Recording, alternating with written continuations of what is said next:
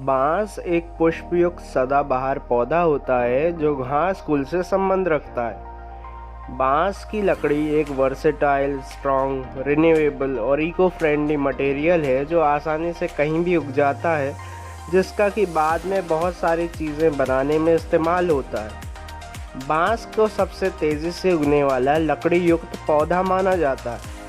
India China के बाद दूसरा सबसे बड़ा बांस उगाने वाला देश है। इंडिया में सालाना तौर से 3.23 मिलियन टन बांस का उत्पादन होता है। इंडिया में तकरीबन 136 स्पीशीज़ के बांस पाए जाते हैं। तो चलिए अब जानते हैं बांस की खेती करते वक्त किन बातों का ध्यान रखना चाहिए। Number 1, climate requirement.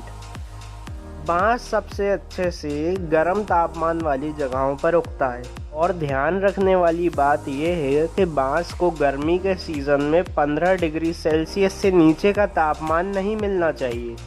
इसके अलावा हमें बांस को तेज़ हवाओं से बचाना चाहिए।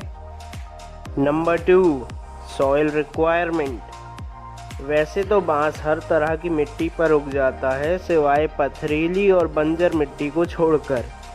बांस के लिए सबसे अच्छी मिट्टी नमी युक्त रेतीली और चिकनी मिट्टी है जिसका आवश्यक पीएच मान 4.5 से लेकर 6.0 तक होना चाहिए, यानी कि बांस को उगाने के लिए अम्लीय मिट्टी की आवश्यकता होती है। Number 3, propagation.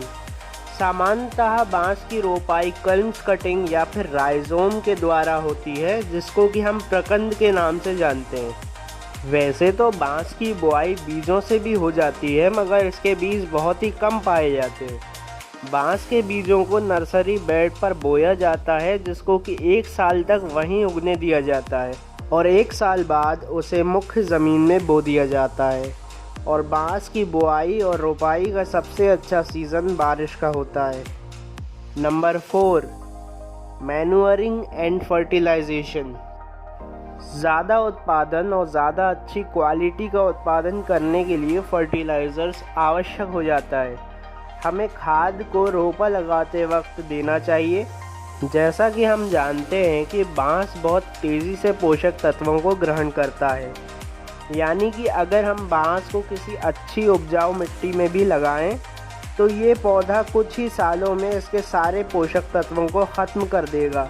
इसलिए हमें फर्टिलाइज़र डालना बहुत ज़रूरी हो जाता है। इसके अलावा खाद का उपयोग हमें कटाई के बाद और सिंचाई के पहले करना चाहिए।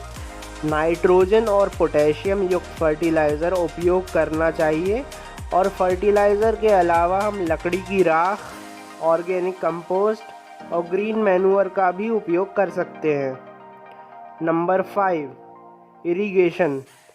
बांस के पौधे को हमें रोज़ाना पानी देना चाहिए जब ये नर्सरी बेड पर हों, और रोपा लगाने के तुरंत बाद भी हमें सिंचाई करनी चाहिए।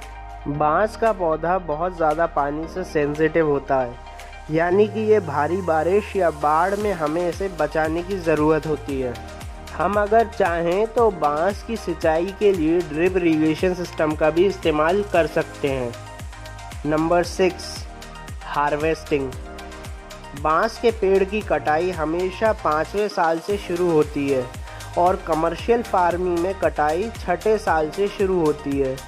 बांस के पौधे को 1 एकड़ ज़मीन में लगाने की लागत तकरीबन 9,400 रुपये पड़ती है 5 सालों के लिए। आप चाहें तो शुरुआती 5 सालों में बांस के साथ अदरक, मिर्च और हल्दी भी लगा सकते हैं, जिससे कि आपकी आय बढ़े। तो ये थी हमारी आज की वीडियो, जिसमें कि हमने आपको बताया कि बांस की खेती करते समय कौन सी बातों का ध्यान रखना चाहिए। So keep supporting and keep subscribing. Thank you very much.